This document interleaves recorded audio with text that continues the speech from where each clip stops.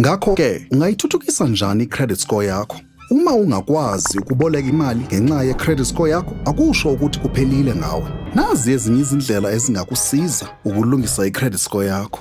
Thola ukuthi ithini i-credit score yakho ukuze wazi ukuthi uqala kuphi. Ungakwazi uthola umbiko wezikweleti zakho wasimahla ngonyaka. Yekela ukusebenzisa isikweletu ezintweni ezingasona isidingo, njengezingubo nezokuzijabulisa. Kunalokho, yenza isabelomali ukuze ukwazi ukonga imali. Khokha njalo, ukhokha ngemuva njengosuku kunganemithelela emibi. Ngakho misa uhlelo lokuthi imali idonswe kwi-akhawunti yakho ukuqiniseka ukuthi awuphuthele ukhokha ngephutha. Ungakhohlwa amanye ama-akhawunti akho.